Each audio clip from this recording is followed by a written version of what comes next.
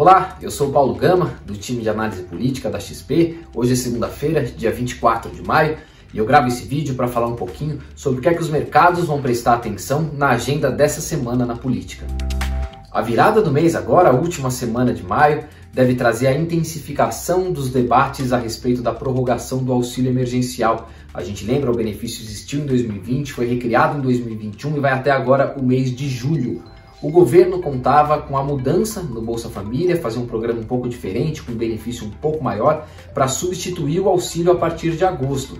Mas existe uma série de pressões ali dentro do Congresso e dentro do próprio governo para que haja uma prorrogação desse auxílio por um período de 2 a 4 meses até que fique pronto esse novo desenho do Bolsa Família. Uma questão que se coloca para o mercado é a questão fiscal, para entender exatamente como vai ser feita a prorrogação desse benefício, caso ela aconteça de fato. Há a discussão de que ela possa ser feita por meio de uma proposta de emenda à Constituição para ampliar o valor limitado ali nos 44 bilhões que haviam sido definidos na PEC emergencial, e ali o mercado, caso essa discussão vá em frente, vai prestar atenção no tipo de pressão que vai existir para ampliar os gastos além desse gasto com benefício emergencial, que tipo de outra despesa vai ser discutida ali pelo Congresso para ser incluída também nessa exceção.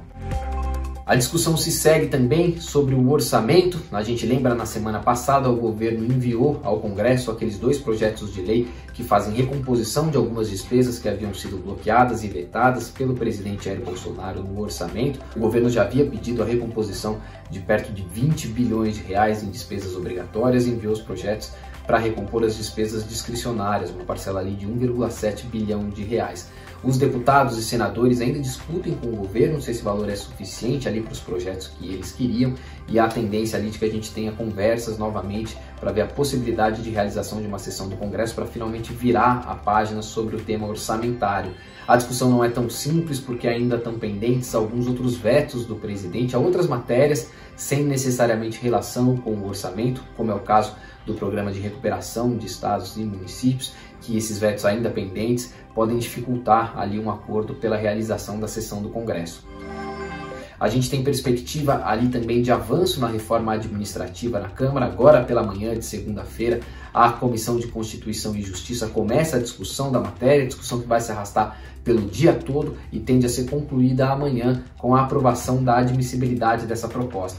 A partir daí é que a gente tem a formação de uma comissão especial, que tem um período longo aí de discussão até que a proposta possa ser de fato votada em plenário. E a gente tem perspectiva também de diálogo ali do presidente da Câmara, Arthur Lira, com o presidente do Senado, Rodrigo Pacheco, e o Ministério da Economia, para ver se finalmente sai aquele plano de trabalho para a reforma tributária.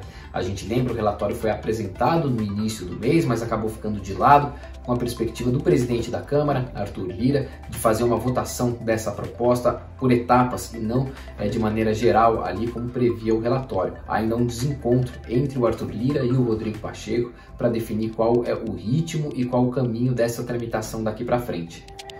Ainda na agenda legislativa, a gente tem o início da tramitação da medida provisória da capitalização da Eletrobras no Senado. Ela foi aprovada pelos deputados na última semana e agora começa o seu caminho no Senado Federal. Há a perspectiva de que o relator dessa proposta seja definido nessa semana. O governo trata o nome do senador Marcos Rogério como um nome natural para essa relatoria, mas outros 2 nomes ali aparecem nessa disputa. O do ex-presidente do Senado, Davi Alcolumbre, e o do líder do MDB, senador Eduardo Braga. A gente lembra, essa discussão no Senado tem um mês para acontecer, ela deve se encerrar até o dia 22 de junho, quando a medida provisória perde a validade, mas o líder do governo na casa nos disse na sexta-feira que pretende trabalhar para que ela seja aprovada até o dia 11 de junho, o que permitiria ali mais uma semana de discussão pela Câmara dos Deputados, caso haja algum tipo de alteração no decorrer dessa tramitação. A gente lembra, a proposta chega ao Senado em meio a uma CPI que tumultua um pouco o ambiente da casa, e o governo vai precisar trabalhar ali para conseguir cumprir esse prazo de um mês para entregar a medida provisória aprovada. Na CPI, já que a gente falou nela, a gente tem um depoimento da Mayra Pinheiro, secretária de Gestão do Ministério da Saúde, mas os focos vão estar na quarta-feira, dia 26, quando devem ser votadas novas convocações, o que vai definir o calendário da comissão daqui para frente. Há 2 pedidos de reconvocação que devem ser apreciados e aprovados pela comissão, o do ministro Marcelo Queiroga e o do ex-ministro Eduardo Pazuello, que no final de semana participou de um ato ao lado do presidente Jair Bolsonaro e provocou ali insatisfação da cúpula do colegiado.